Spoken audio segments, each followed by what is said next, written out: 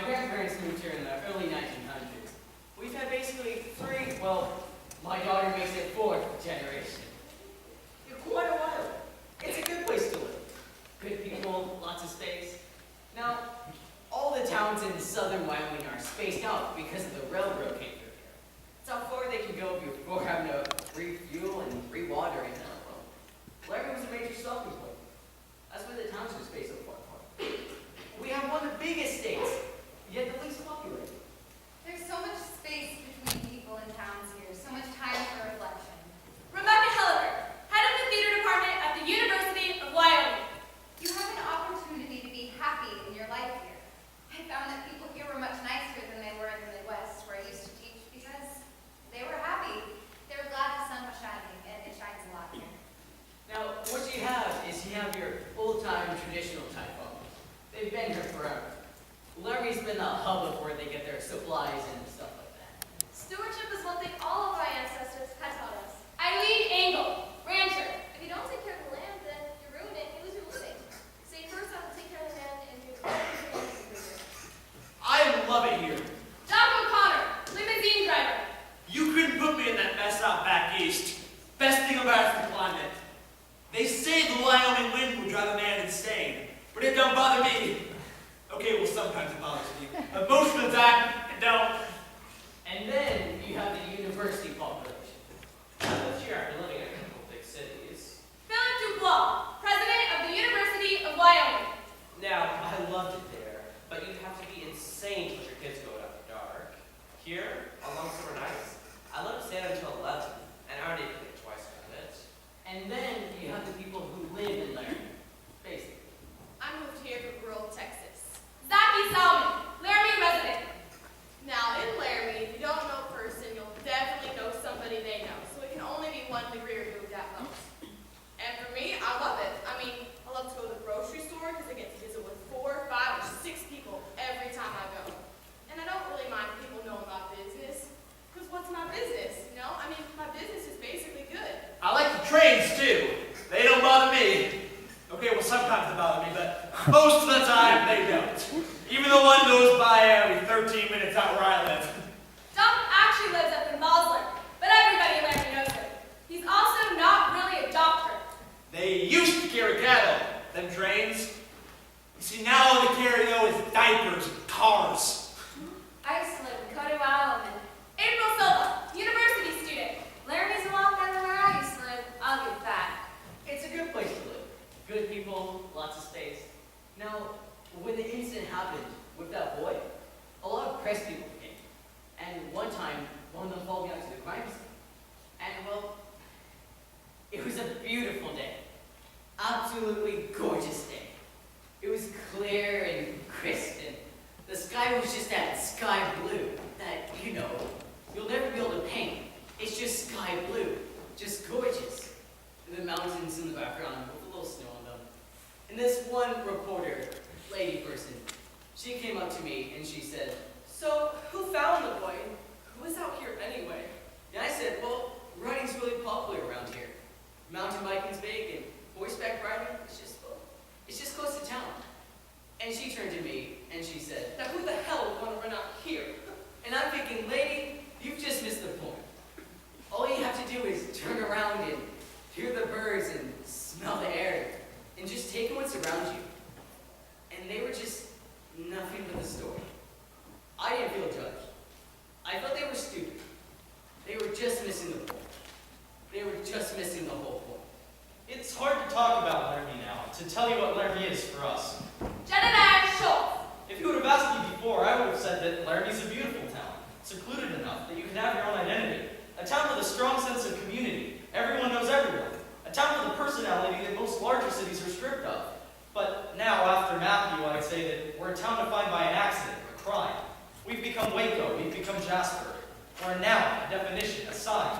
We may be able to get rid of that, but it'll sure take a while. Journal entries. Company member Andy Schertz. What's this called? I think an idea for the next play, but that's a Somber District voice. So ask him what it's about. He says he wants to do a play on what's going on in Wyoming. Stephen Belber. Lee told me the company was planning to go out to Laramie to conduct interviews, but I'm hesitant. I have no real interest in prying into a town's unraveling. Amanda Grani.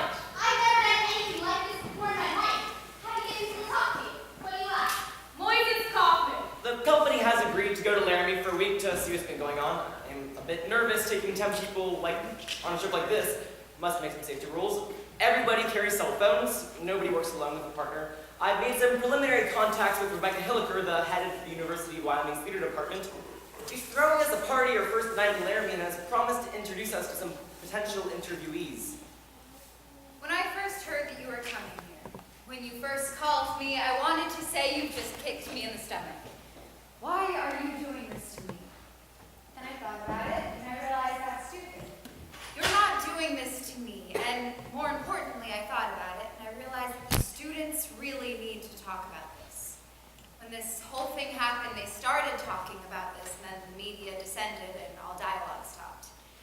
And you know, I love my students because they're free thinkers. And you may not like what they have to say.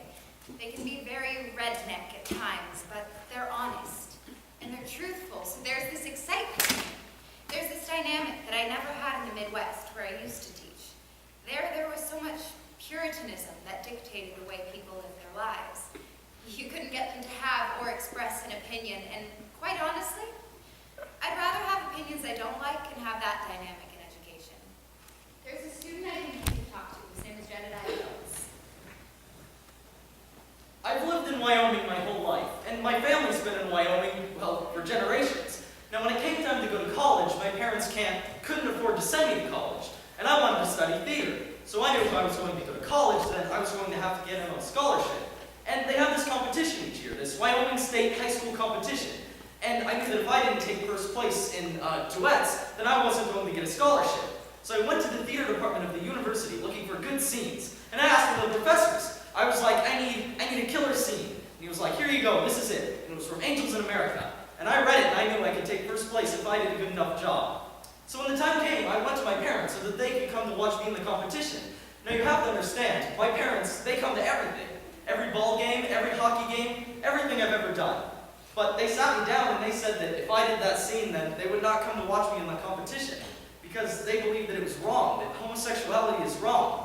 They thought that strongly about it, that they wouldn't come to see their son do probably the most important thing he'd done to that point in his life. And I was worried about it because I had never gone against my parents' wishes, but I decided to do it. And all I can remember about the competition is when we were done, me and my scene partner, we went up to each other and we shook hands and there was a standing ovation. Oh man, it was amazing. And we took first place and we won.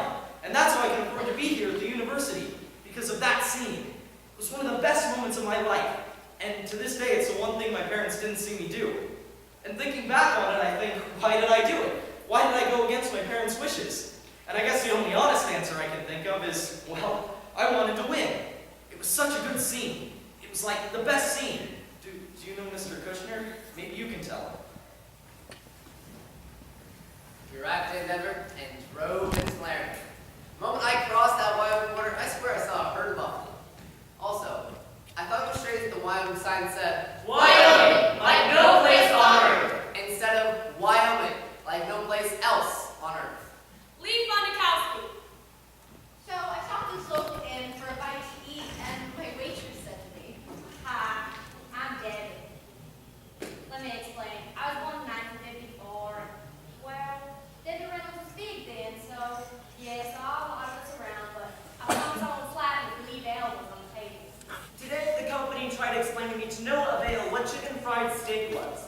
Now, are you from Wyoming or just passing through? We're just passing through. We arrived in Laramie, just past the Welcome to Laramie sign.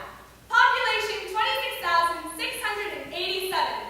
The first thing to greet us was Walmart. We could be on any main drag in America. Fast food chains, gas stations. But as we drove through the downtown area, near the railroad tracks, the building still looked like a turn of the century western town. Oh, and just past the University Inn, where amenities such as heated pool or cable TV are usually touted, it said, hate is not a Laramie value. Greg Carodi. And they were two long-time social service workers and Laramie residents, Allison Mears and Marge Breyer. They were two people that definitely taught me a thing or two. Now, what was Laramie like before I was growing up? Well, it was mostly rural. Yeah, it was, but I enjoyed it. You know, my kids all had horses. Exactly, there was more land, space to raise your pet cow, your horse, your little chickens, just to have a little bit of acreage. Yeah, I mean, I could walk around the house in my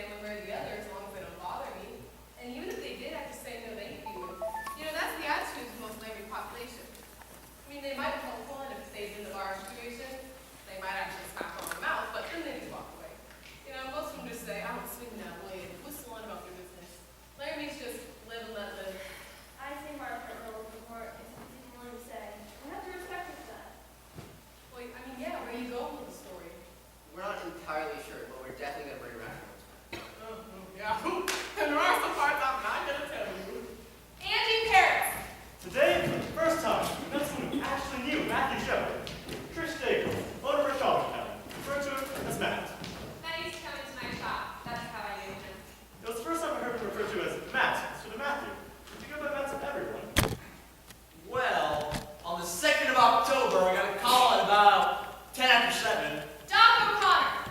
and it was Matthew Shepard. And he calls me up and he asks me, can you pick me up in the corner at 3rd and Grand?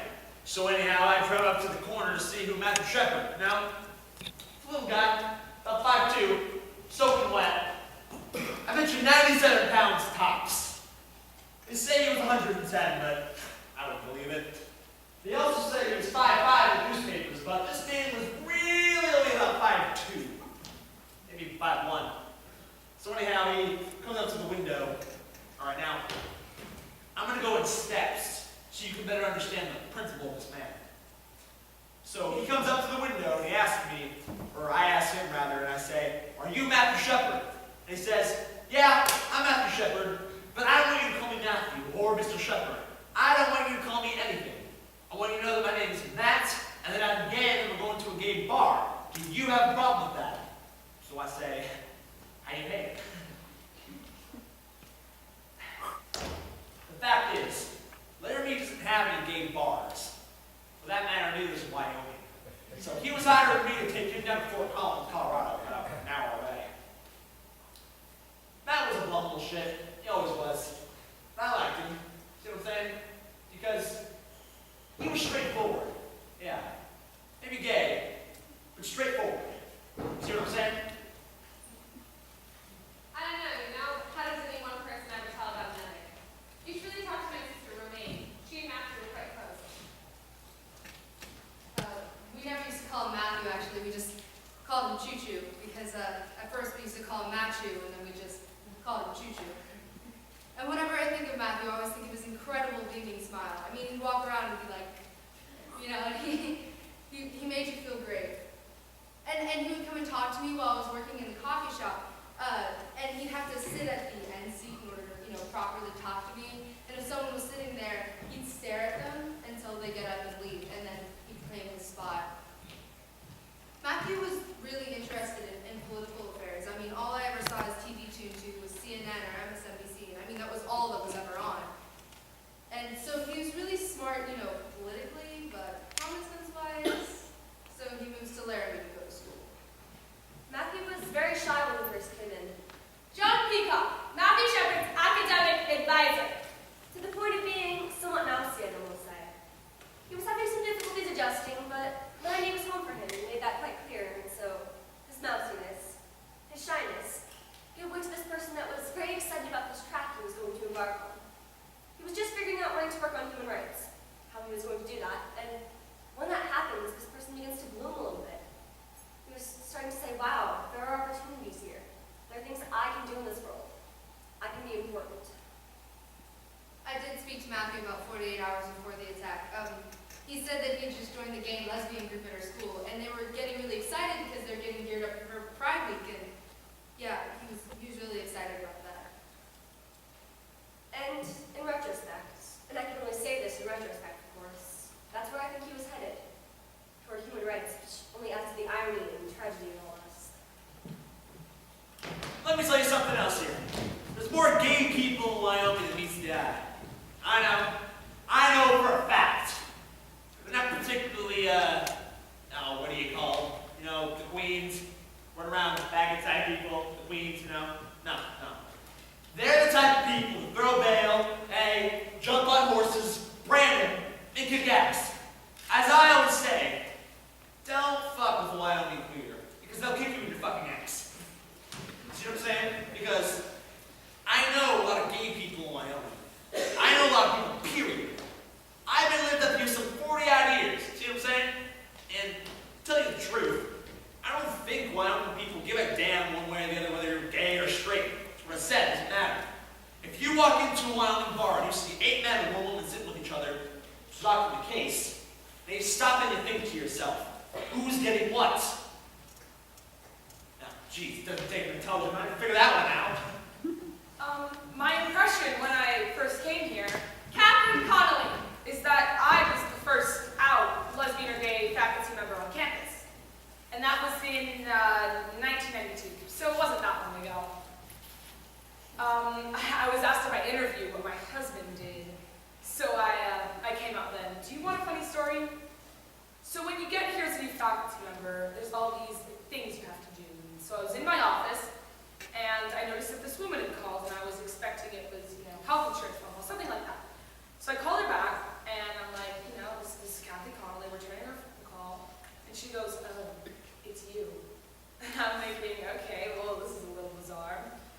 then she's like, well, I hear you're gay. I hear you are.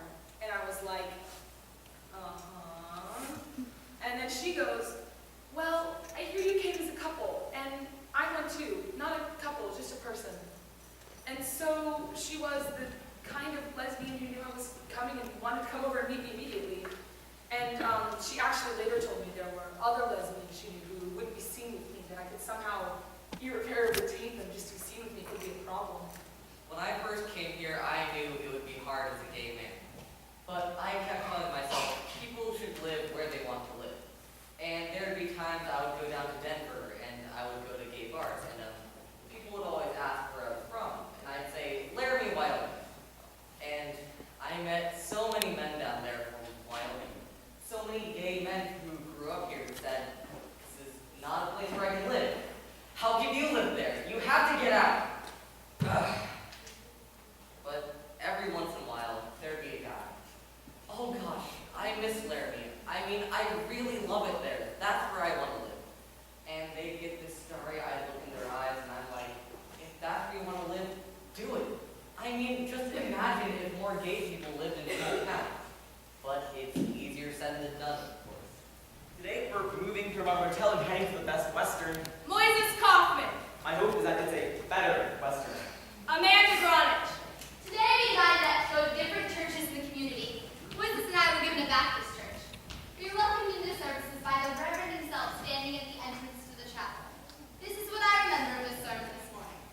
Rejoice, my brothers and sisters, for today I'm going to bring you the word of the Lord. Now, there's a simple truth that I tell to my colleagues, and today I'm going to be telling it to you. And that truth is, the word is either sufficient or it is not. Now, scientists tell me that the world is 5 or 6 billion years old. But let's be honest, what's a billion years, give or take? The Bible here, on the other hand, tells me that the world is only 6,000 years old. The word is either sufficient or it is not. Sociology of religion in the West. Stephanie E. Johnson, Unitarian minister. Yeah, dominant religious traditions in this town. Baptist, Mormon, you name it, we've got it. They're everywhere. It's like jam on toast down here. The Mormon church is a little something different though, and that irritates some folks. Doug Ross, stake ecclesiastical leader of the Mormon Church. And that is that we absolutely believe that God still speaks to men. Please. We don't think that happened, and some folks wrote about it in the Bible. God speaks to us today, and we believe that. We believe that the prophet of the church has the authority to receive inspiration and revelation from God. So the spectrum would be, on the left side, so far left that I'm probably sitting by myself, is me and the Unitarian Church. Because you see, Unitarians are, by and large, humanists, many of whom are actually atheists. So we're not even sure we are a religion. And then on the right, to his credit, is Father Roger Schmidt, the Catholic priest, who is very well established here. And God bless him, he did not equivocate at all in his time. He goes to the vigil for Matthew that very night. I was really jolted because, we did the vigil, we wanted to get some of the other ministers involved. And so we called some of them, but they weren't going to get involved. And I'm like, we're going to stand back and wait and see which way the wind is blowing? That angered me immensely. We're supposed to stand up as leaders. I thought, wow, what's going on here? God has set boundaries, and one of our responsibilities is to learn. So we study Scripture. We look to our leaders. Then we know what the bounds are. And once we find what the bounds are, then we sort of know what's out of bounds. There's a proclamation that came out on the family. A family is defined as one man, one woman, and children. That's a family. That's as clear as you can state it. No sexual deviation in the Mormon church. Nope. No leniency. We just believe it's out of bounds. Now, I warn you, you may be mocked, you may be ridiculed for the singularity of your faith, but let the Bible here be your guide. For everything you need is in here. It is all in here. Many of the Christian pastors were silent ones. Because you see, conservative Christians like to use the Bible to say, well, it says here in the Bible. And many Americans believe, and they do, that the Bible is the Word of God. So how are you going to argue with that? Now, I'm a biblicist, which means the Bible doesn't need me to be true. The Bible is true whether or not I believe it. The did not. I arrived in Laramie on September 15th, and I looked around and I saw tumbleweed and a cement factory. And I thought, what the hell am I doing in Wyoming? 3 weeks later, I found out what the hell I'm doing in Wyoming.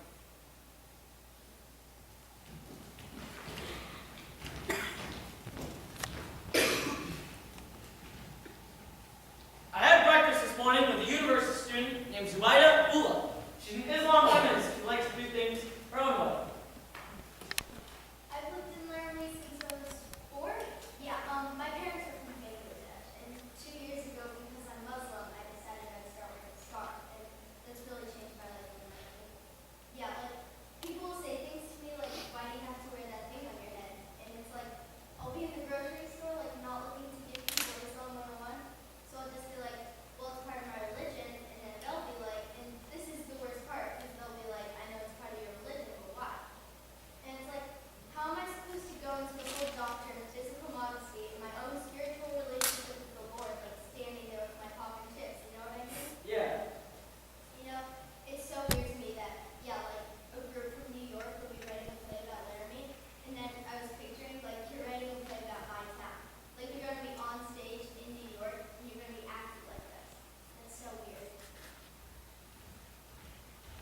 Hello? Yes, hello. My name is Amanda Gronish, and I'm here in Laramie working with the theater company. I went to the Reverend's, your husband's, church on Sunday, and I was extremely interested in speaking to him about some of his thoughts on recent events. Well, I don't think my husband's going to want to talk to you. You see, he has very big beliefs about homosexuality, and he doesn't condone that kind of violence.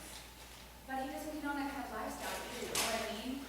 He was just bombarded with press after this happened, and he's been just terrible about this whole thing. Oh, I know, it must have been terrible. Oh, yes, I think we're all just hoping this thing will go away. Well, do you think I could call back and speak with him later? Well, all right. You can call back tonight at 9 o'clock. Thank you so much. I'll do that. Today, Barbara, Greg, and I went to the Fireside Bar, which is the last place Matthew was seen in public. The Fireside definitely feels like a college bar, with a couple of pool tables and a stage for karaoke night. Still, the few regulars in the late afternoon were hardly the college crowd. First person we spoke to was Matt Nicholson. You know. My great-great-grandfather moved here in 1862 and opened up Larry's first opera house. He called it Old Blue Front.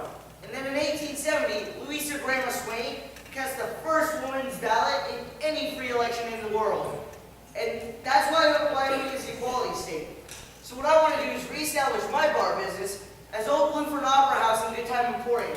You know, I want to have a restaurant. I want to have a pool hall. I want to have a gift shop. I want to do all this shit, you know? Every night is ladies' night.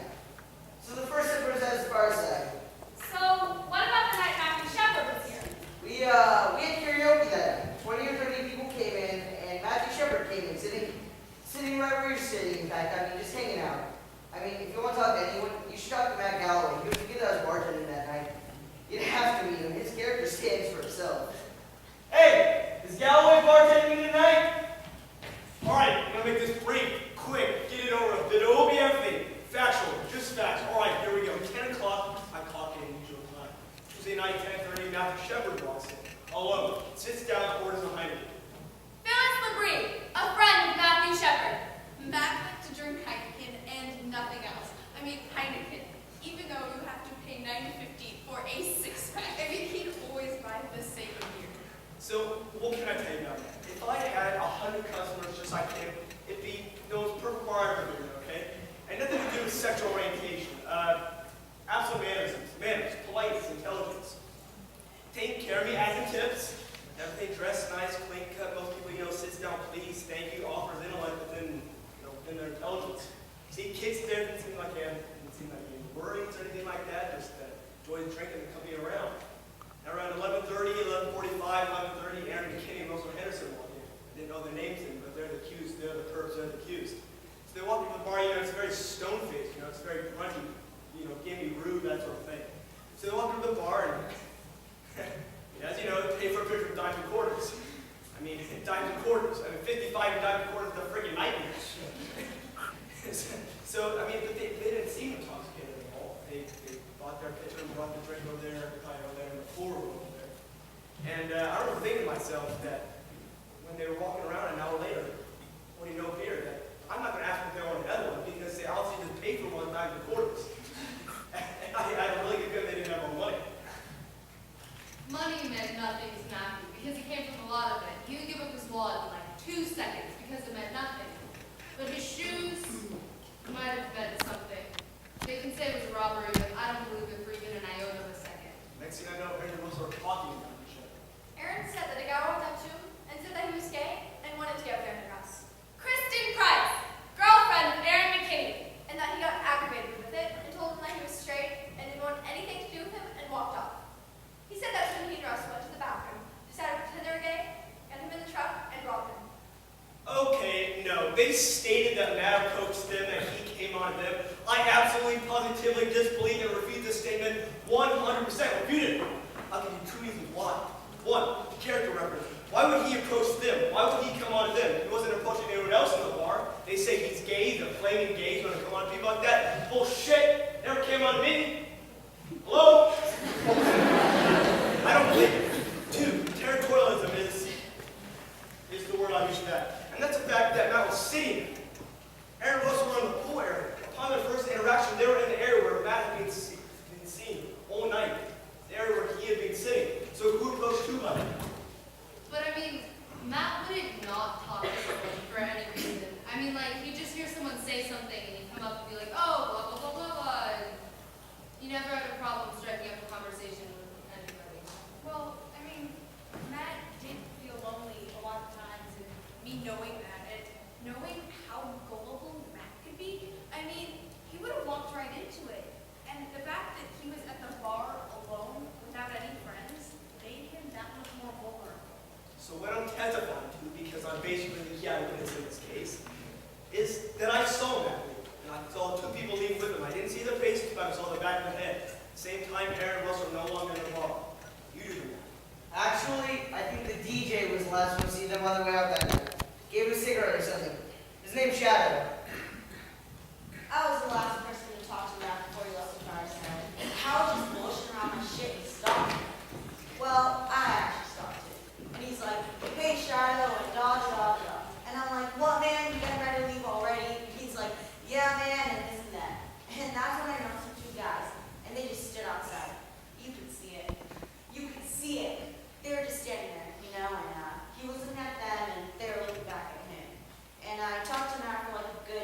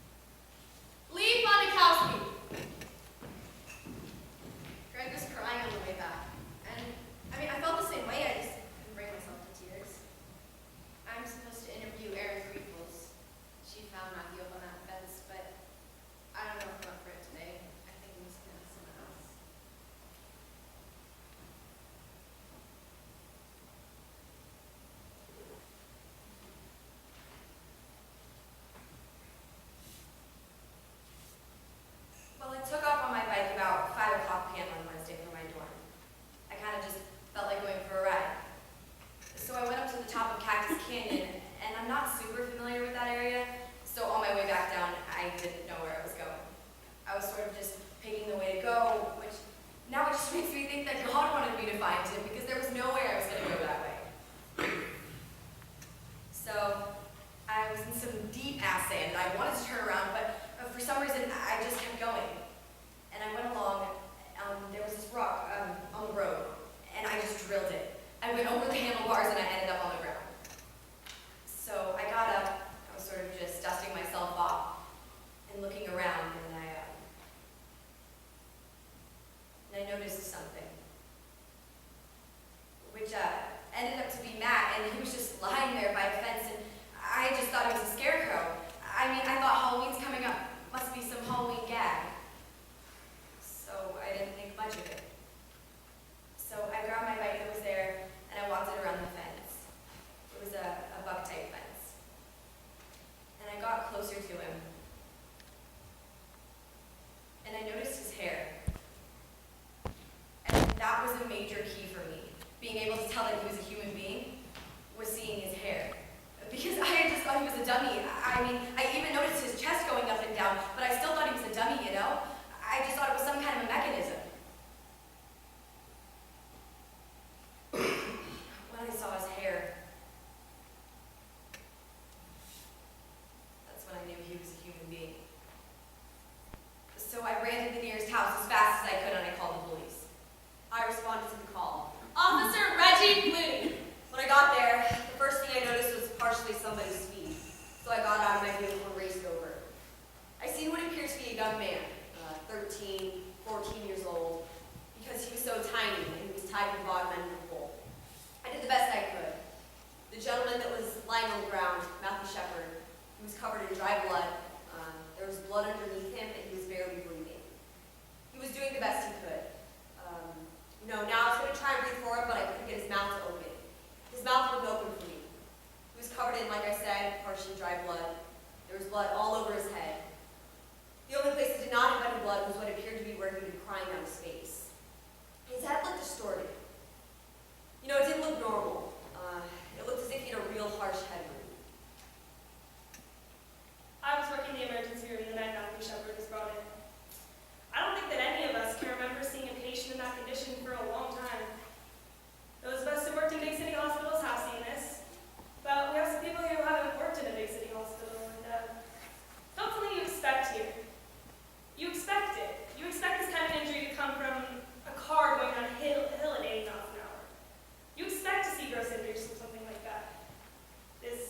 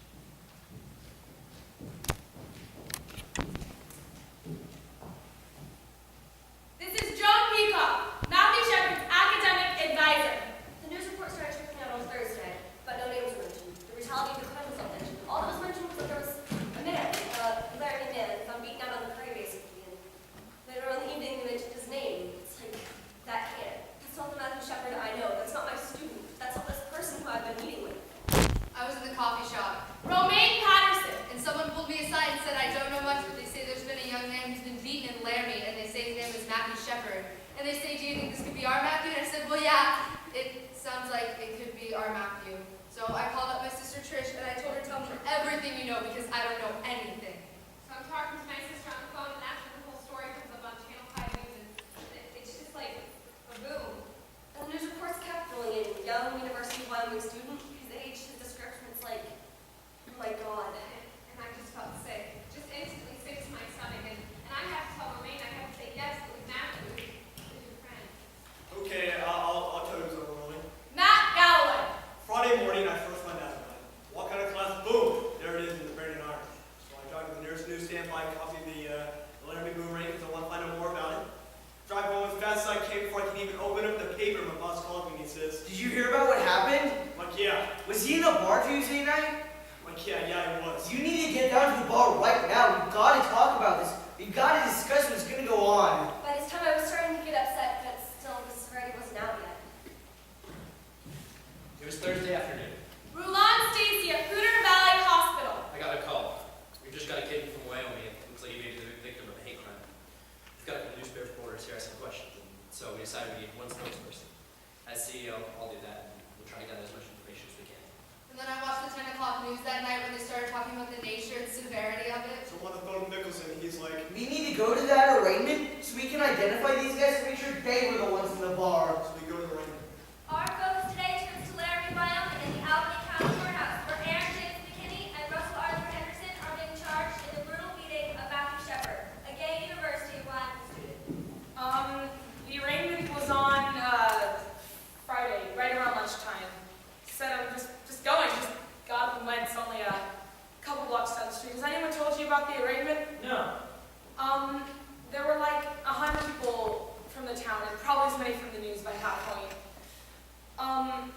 A lot more of the details have come out. I think the fact that the perpetrators were kids, local kids. I mean, everyone who's from around here has some connection to. Well, I think everyone was really waiting on pins and needles to see what would happen when they walked in. And what happened was they walk in complete in their orange jumpsuits and shackles, and I swear, you could have heard a pin drop. It was incredibly solemn. And then the judge came in and did a reading of the facts, a statement of facts the prosecution has, and the reading of the facts goes. The essential facts are that the defendants, Aaron James McKinney and Russell Arthur Henderson, met Matthew Shepard at the Fireside Bar. After Mr. Shepard confided he was gay, the subjects then deceived Mr. Shepard into leaving with them in their vehicle to a remote area. Upon arrival at said area, the subjects took Mr. Shepard, bound him to a buck fence, robbed, tortured, and beat him. The subjects were later contacted by officers of the Laramie Police Department who observed inside the cab of their pickup a credit card and a pair of black patent leather shoes belonging to the victim, Matthew Shepard. I don't think there was anyone who wasn't crying by the end of it. I mean, it lasted 5 minutes, but it kept on getting more and more horrific ending. Said defendants left the victim begging for his life. Sergeant Hain. How could this happen? What a lot of people don't understand, and even I don't really understand myself, is how someone can do something like that. We have one of the most vocal populations of gay people in the state, and it's pretty much live and let live. Laramie resident Jessica Lockwood. My secret hope was that they were from somewhere else, and of course you can create that distance.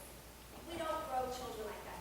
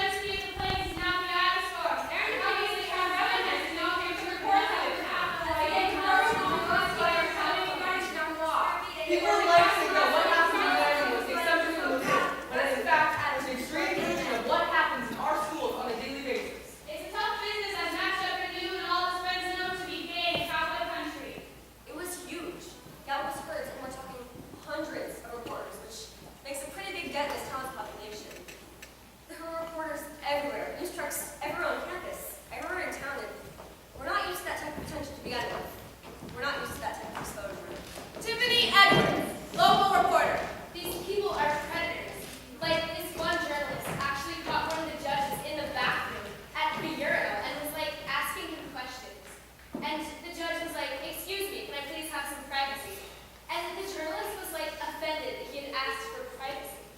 I mean, this is not how journalism started, like the Gutenberg press, you know? I'll tell you what. When hard copy came and filmed me, I had them filmed at the exact same time. I have every word I ever said on tape. So if they ever try anything funny, they better watch their fucking ass. Governor Jim Gallagher, a first-term Republican up for re-election.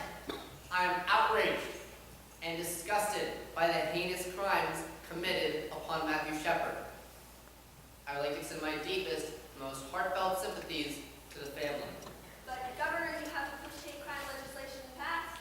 I would like to urge the people of Wyoming against giving one group special rights over another.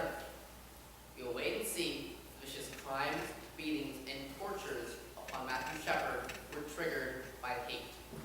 You have the beginning of the news story, where you have the graphics in the background, and you see murder in Wyoming, and Wyoming is dripping red, like it has blood on it or something. I'm just like, what is this? We had these guys in jail in less than a day. I think that's pretty damn good. And for us to be more or less maligned. Eileen Engel. No, we're not a good community. We are. The majority of people here are good. You give out apples once in a while, and I think you gave me to this advantage. So this is a good time for us to exploit this. Carolyn Kinney, mother of Leslie Q. Had this been a heterosexual boy these kids decided to go out and rob, this never would have made the national news. Now my son is guilty before he's even had a trial. You know, I do think the media actually made people accountable because they made people think. Because people were sitting at home, like, watching TV and listening to CNN and watching Dan Rather and going, Jesus Christ, well, that's not how it is here. Well, how is it here? Matthew Shepard Medical Update for 3 p.m. Saturday, October 10th. By this point, I looked out and where before there were 2 or 3 reporters. Now there were 10, 15 still photographers, 20, 30 more reporters, and 10 video games. And the parents were just arriving, I just barely introduced myself. And I just looked out and couldn't help but think, oh my gosh, what am I going to do?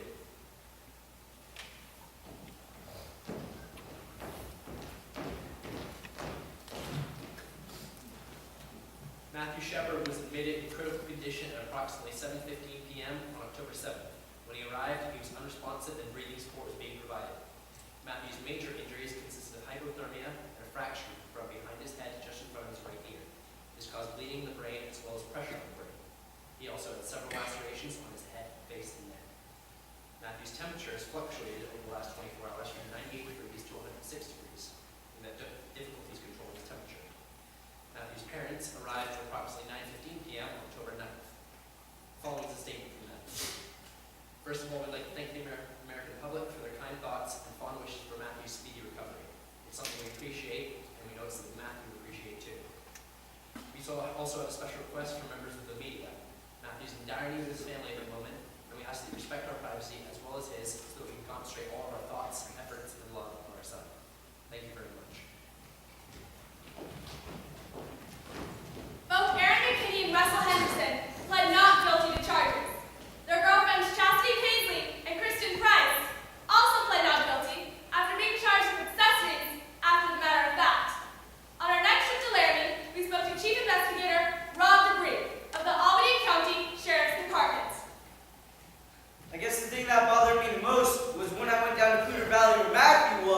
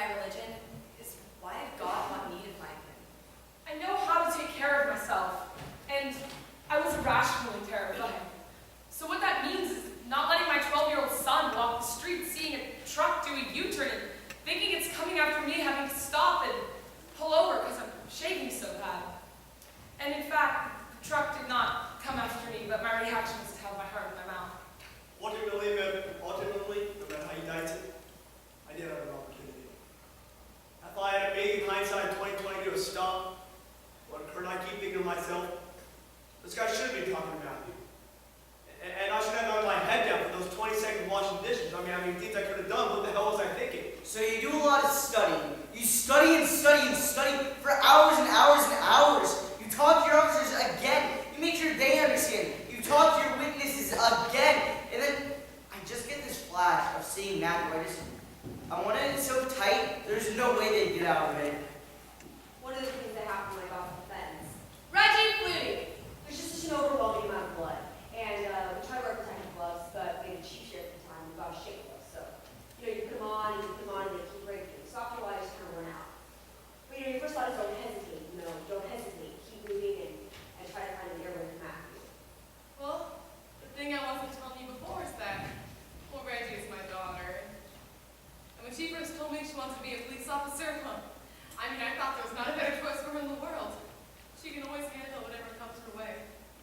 Probably about a day and a half later, the hospital called me and told me that Matthew had HIV. And they said, you've been exposed and had bad exposure. Because you see, I'm building a lean-to for my llamas, so my hands had a bunch of open cuts on them. And your first thought is, oh shoot, Would you like to talk about losing sleep? So I said to the doctor, okay, what do I do? And they said, get up here. So I got up there, we started the ATC drug immediately. Now, they told me that that's a drug that if it's administered 36 hours after you've been exposed, it can maybe stop you getting the disease. Whew. Now, I'll tell you, that is one mean, nasty drug. Mean. I've lost 10 pounds and so much of my hair. And quite frankly, I have wanted to lash out at somebody. But not at Matthew. Please understand that none of us are mad at Matthew, but I maybe wanted to squeeze McKenny's head off. And I think about Henderson. And two absolutely human beings cause so much grief for so many people, and it's been terrible for my whole family, but mostly for Reggie and her kids. I think it really brought home my girls what your mom does for a living. Yeah, well, Reggie, you know what I'm going to say to you now. And my parents both told me the same damn thing. You are quitting this damn job. And it's just a parent thing, because they're terribly proud of you, whether you're handling a drunk or handling a case like this, but, they just don't want you getting hurt, Like I said, there's a right way, there's a wrong way, and then there's Reggie's way. So finally I said, for God's sake, lighten up, Francis! You are so stubborn. They say I'm stubborn, but I just think, okay, you said your piece, and now here's mine. I'm 39 years old. What are you going to do, spank me? Oh, yeah. Reggie, don't give me any ideas. That looked pretty funny, you know what they can say. I just hope she doesn't go before me. I just couldn't handle that. University of Wyoming President, Philip Dubois.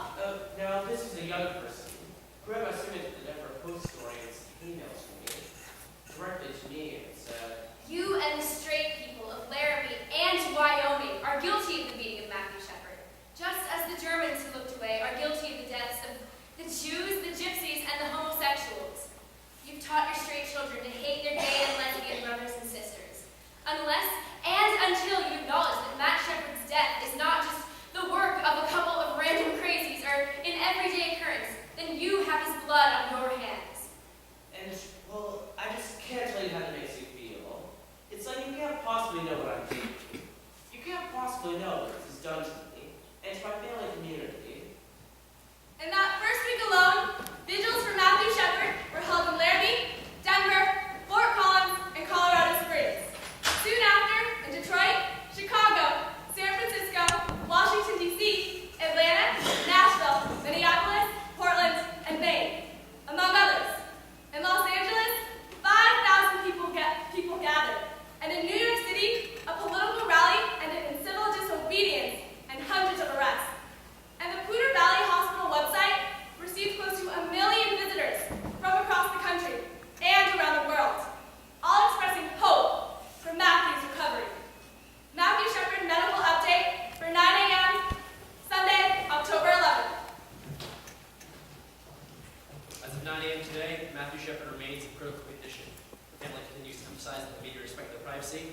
The family would also like to thank the American public for their kind thoughts and concern for Matthew. There are certain things when I sit in church, Jedediah Schultz. and the Reverend will tell you flat out he doesn't agree with homosexuality. And right now, I don't know. I think I'm going through changes. I'm still learning about myself, and I don't think I know enough about certain things to make a decision that says homosexuality is right, when I've been taught my whole life that it's wrong. And right now, I think I I'd say that I don't agree with it. Yeah, that I don't agree with it. But maybe that's just because I couldn't do it. And speaking in religious terms, I don't think that's how God intended it to happen, but I don't hate homosexuals, and I'm not going to persecute them or anything like that at all. I mean, that's not going to be getting in the way between me and the other person at all. Well, it's being preached in schools that being gay is okay and yada yada yada. Connie Miller! But if my kids asked me, I'd set them down and I'd say, well, this is what animals do. This is what gay people do. This is the life. This is the lifestyle. This is what they do. And I'd say, this is why I believe it's wrong. Well, there are a lot more gay people around here than you think. Murdoch! Most of them, gays and lesbians, well, they know damn well who to talk to.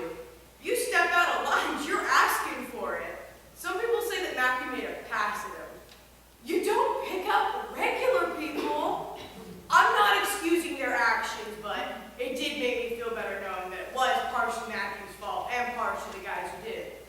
You know, 50-50. Yes. As a lesbian, I was more concerned for my safety. Zaki Salmon. I think we all were. And I think it's because somewhere inside, we all know what can happen to us at any time, you know? I mean, I would be afraid to walk down the street and show any sort of physical affection to my partner. You don't do that in Laramie. Well, there's a saying here that if I leave you alone, you leave me alone. Jonas Slonaker. And it's even in some of the Western literature, you know, live and let live. That is such crap. I tell my friends that, even my gay friends bring it up sometimes. I'm like, this is crap. You know, basically what it boils down to. If I don't tell you I'm a fag, then you won't beat the crap out of me. I mean, what is so great about that? That's a great philosophy. We went to the candle vigils, Zubaida Ula. and it was so good to be with people who felt like shit. And I kept feeling like I don't deserve to feel this bad, you know? And then somebody got up there and he said, blah, blah, blah. And then he said, like, you know what, I'm saying it wrong. But basically he said, come on guys, let's show the world that Laramie is not this kind of town. But it is this kind of town. If it wasn't this kind of town, then why did it happen? You know? Like, that's a lie. Because it happened here. So how could it not be the kind of town where this kind of stuff happens? That's like looking at an Escher painting and getting all confused. It's like totally circular logic, you know? And we have to be sad and we have to mourn the fact that we live in a town or a state or a country where shit like this happens. There are people trying to distance themselves from this crime, and we need to own this crime, I feel. Everyone needs to own it. We are like this, you know? We are like this. We are like this.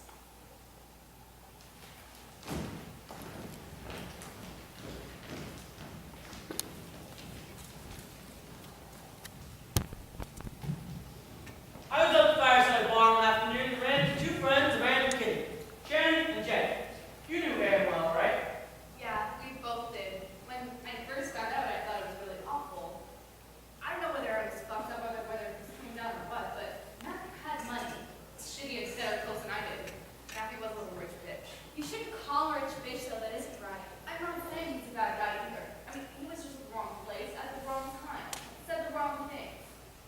I don't know how to let you, but it turns out I was all messed up on net. I thought about going out robbing. I mean, I never did, but yeah, I was there. It's easy money. Aaron's done that thing before. They both have. I know one time they went to Cheyenne and came back with like $300, but I'm not sure if they chose gay people as particular targets, but anyone that looked like they had money or that they could overpower or outnumber was fair game. Do you think there was any homophobia at all that contributed to this? Probably. It probably would have pissed him off that Matthew was gay because he didn't like the gay people I've seen him interact with. It was fine as long as they didn't hit on him or anything, as long as it didn't come up. As long as they didn't do it in front of him. Did you get the impression that you knew other gay people? Well, yeah, I'm sure he knew people that are gay. I mean, he worked up at KFC. There's one guy there that, yeah. And I don't know, I mean, I don't think it's bad or anything. It's like half the people I know here in Laramie are gay. What would you guys say to Aaron if you saw him right now? Probably ask if he ever did more to eat. If I saw Aaron right now, I'd be like, why'd you fuck up like that? But I'd really just want to know how he's doing, even though I'm sure he's good. But I'd probably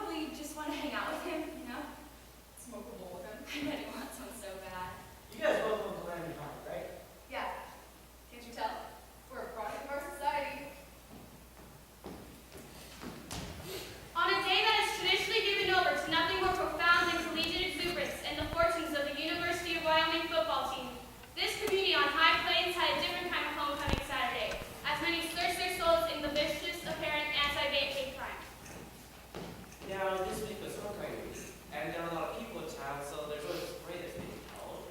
And then the students, they organized to hang out to the back of it. You know, behind the banner, supporting that. And I was just seeing everything there.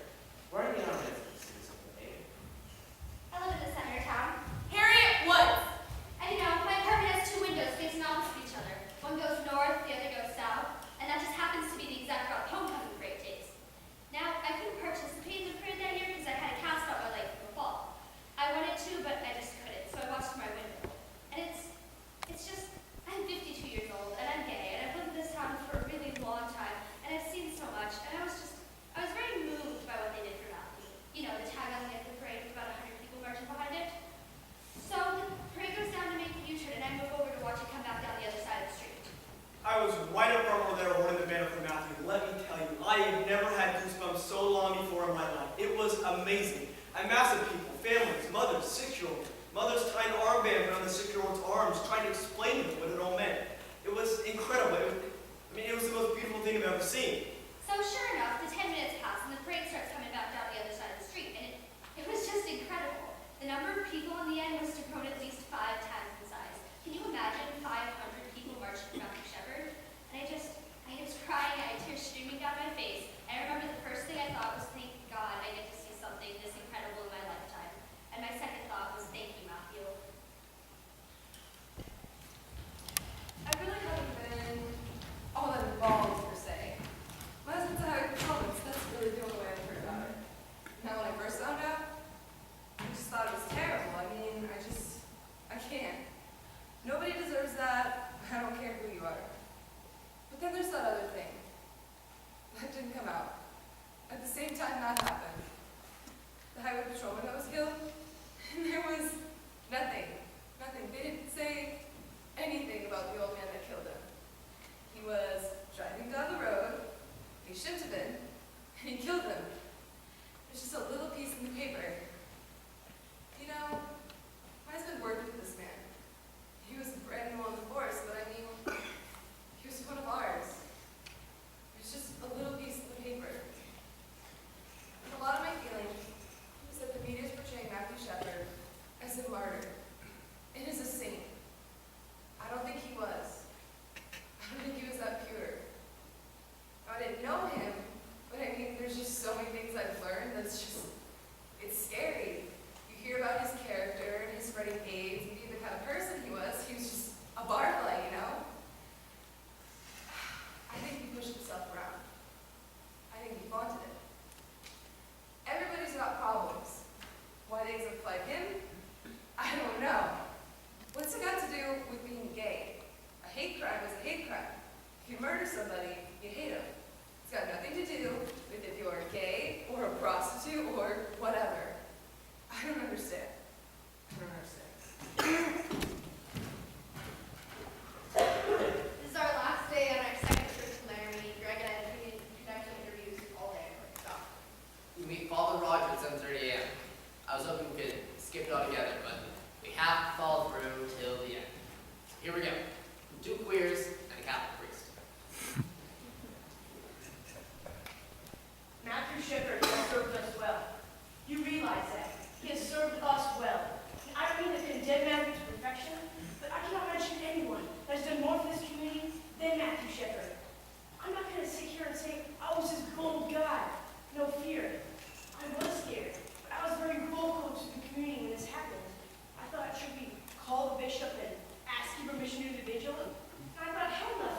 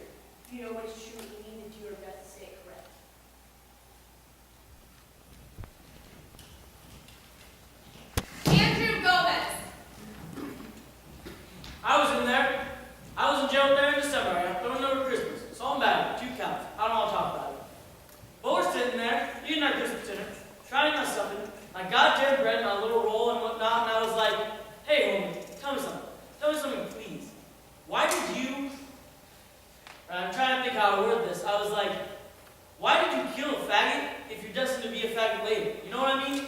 He's either gonna get raped a lot or he's gonna die. I don't get that. I don't understand that.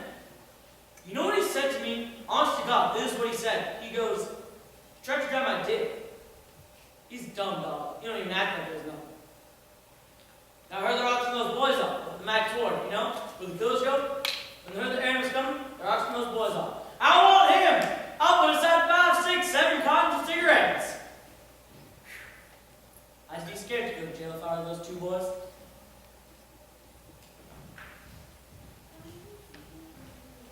Hello? Reverend, Yes, hello? I believe your wife told you a bit about Latin contacting you. Yes, she did, and let me tell you, I don't feel like I should be talking about this whole situation. You see, I'm somewhat involved, and I just don't think that. Right, I understand. You know, I went to services on Sunday. You were at the services on Sunday? I was. On Sunday? Yes, this past Sunday. Did I meet you? Yes, you welcomed me at the beginning, I believe.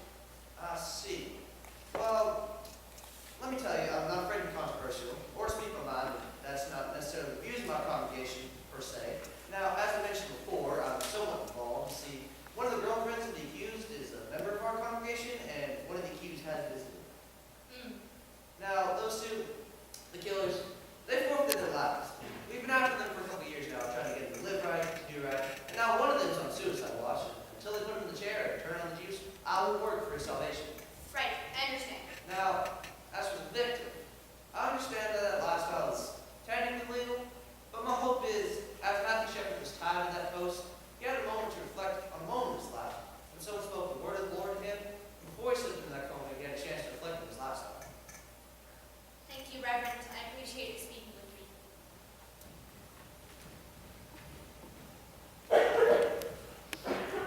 About 11:30 that night, I just barely gone to bed, and Margaret, when she popped me off, she gave me a call. His blood pressure started to drop. Well, let's wait and see. Then she called me about 10 after. He just died. So I quit, got up, and got dressed, and headed over to the ICU where the family was. I met up with Judy, and she put her arms around me, and I put my arms around her. And we just stood there for, honestly, about 15 minutes. What else do you do?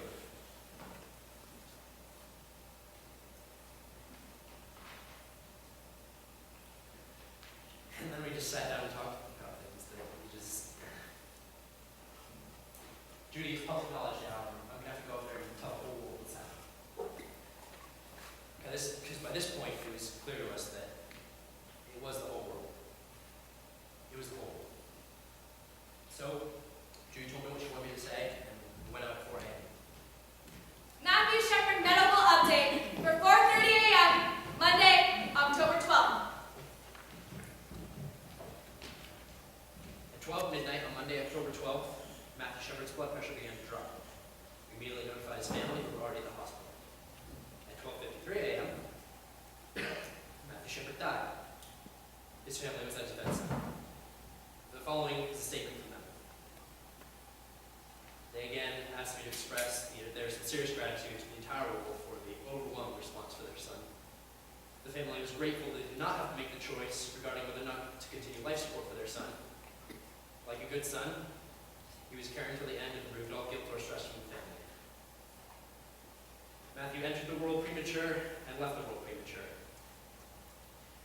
Matthew's mother said, "Go home, hug your kids, and don't let a day go by without telling them you love them."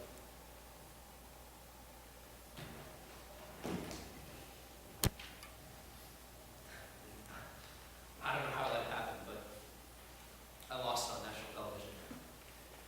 It's just, we've been up for 72 hours straight, and gone home, and gone to bed for half an hour, and then it's come in a moment of complete brain deadness while I was reading that statement. I thought about my own 4 daughters. We go home and hug your kids. She doesn't have her kid anymore. And there I am thinking, this is so lame. And then we started getting people sending us letters and emails, and most of them were really very kind, but I did get this one. This guy wrote to me and he said, "Do you cry like a baby on TV for all your patients or just the faggots?" homosexuality is not a lifestyle with which I agree with, but having been put in this, I guess I just didn't realize the magnitude with which some people hate. And there were 2 or 3 of them like that. Most of them were very caring and compassionate. And Matthew had caring and compassion from the very start.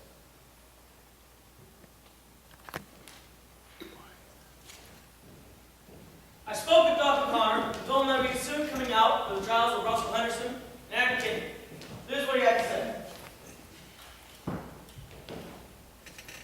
I'll tell you what. They put those 2 boys to death. I would just go against everything Matt would be hanging on about them. Because Matt would not want those 2 to die. He would leave them with hope. H-O-P-E. Just like the whole world hoped that Matt would survive.